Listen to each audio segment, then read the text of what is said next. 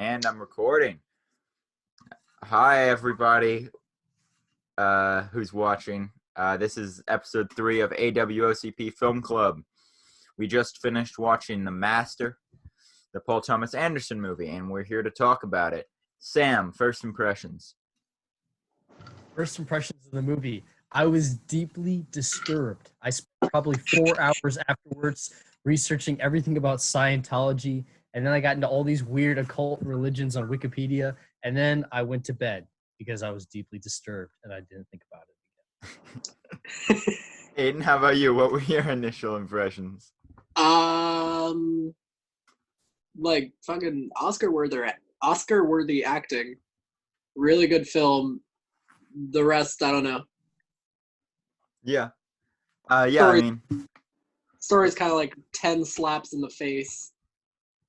Yeah, pretty much. I mean, I think what the story could really be boiled down to is it's Joaquin Phoenix on the quest to have sex. Yeah.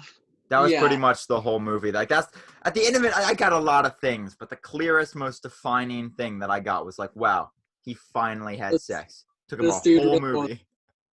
Took him a whole movie, but he did it. Okay, I don't think that's what it was about. I think y'all. No. I mean, yeah, no, it wasn't, but I got that.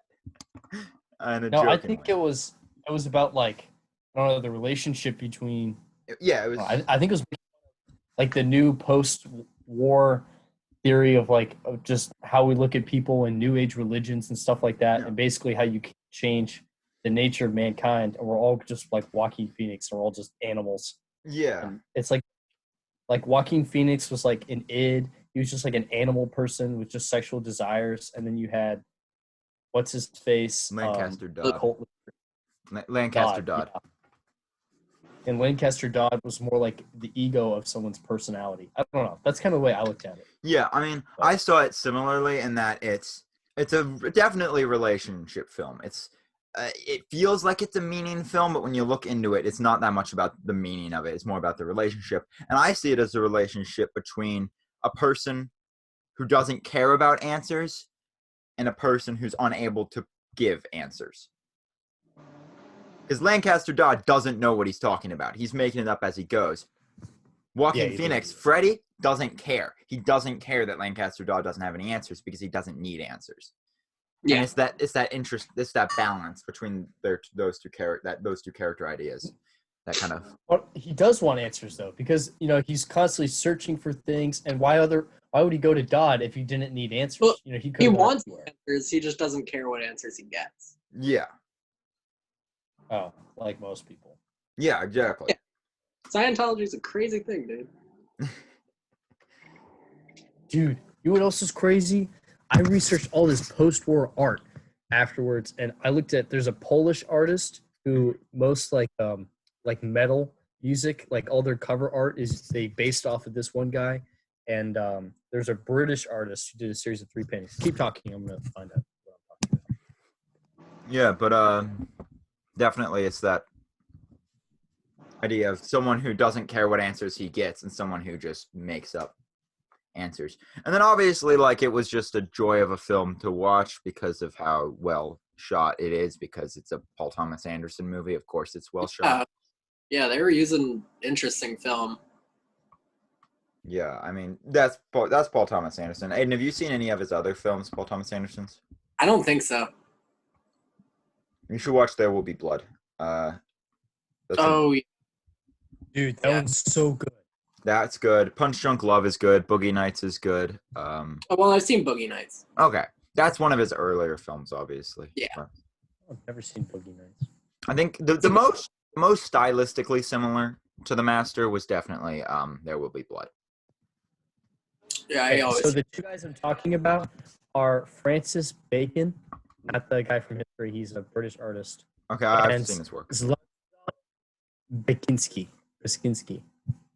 I've never heard of him. Oh my god. His art is insane. Here. Is there a way I can screen share or? Yeah, I'm gonna allow you to share. Oh, wait, no, just wrong thing. How do you do it? Oh my god. I don't know. I don't know how to do it. Here, just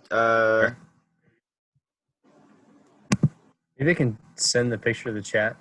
I don't know. Whatever. Well, Yeah. we'll like add it in or something. I'll just put his. You send me his name. I'll put it in the description. Anybody who wants to look him up can look him up. Yeah, but no. Another interesting thing that I found with the Master, though, is, and this is something I find interesting about all of Paul Thomas Anderson's work, is he's very voyeuristic, and how like the atmosphere of his film feels very voyeuristic. I agree with that. That makes sense now. Yeah, it's like it doesn't ever feel like it feels like it's empathy from afar. He understands his characters, but he's put them in a different place than the viewer. And so it feels like you're watching characters rather than being immersed in their environment, which I think I really enjoy, but it's definitely an interest. Is what makes his films feel so distinct compared to You know what was really other directors. you know what was the weirdest moment in the entire movie? I gotta say, it was the moment where he goes to his I guess like his ex-girlfriend's house, who is 16. Can we talk about that later?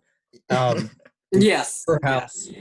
And he'd been gone for like 7 years, and he comes back, and then normally you think in his character, I mean, he beat people up in that movie for literally no reason. Like he would just annihilate them for no reason. And then, like the love of his life gets married, moves away, and he goes, oh, okay, cool. And walks away. And I think that was part of his character development, though. He by the end of the movie, he didn't care anymore. Like in the beginning of the movie, he was like so angry about her getting married to this guy. But when he found out, and then he said, "Oh, it's good that she's happy." Like it felt like he genuinely meant that.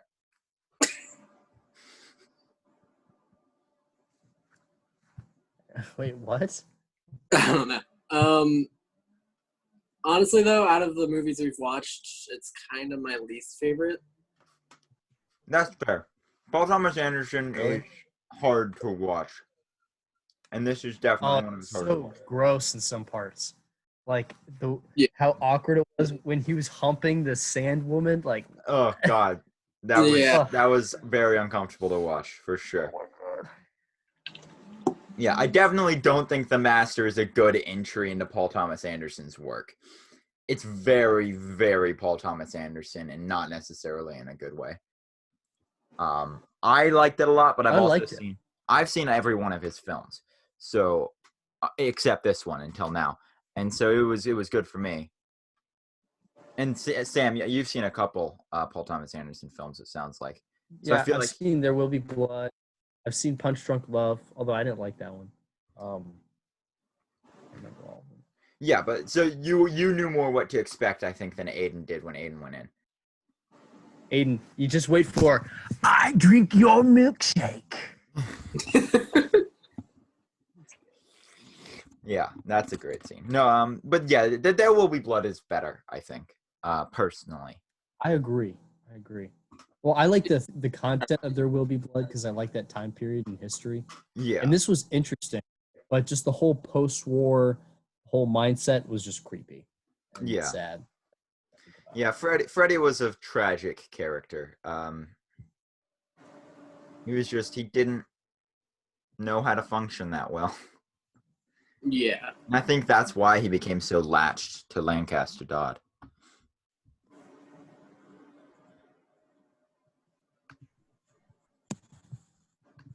Yeah, which it was interesting. But yeah, and it's also interesting how Scientology's history was used to kind of create the mythos of this movie. Dude, after researching Scientology, it's exactly like Scientology. Yeah. I mean, it's based on L. Ron Hubbard and stuff, but it's fictionalized. It's a super interesting topic. You got a lot of content. Yeah. And I mean, I personally think he showed it incredibly well. If you're going into it, though, expecting, like, a historical drama that breaks down Scientology. That's not what you're gonna get. You're gonna get a PTA film that is a relationship drama between two incredibly eccentric men. Which I definitely think PTA delivered on, if that's what you were expecting, the latter. I sent you guys the link for a couple of his super whack paintings. Cool. Polish guy.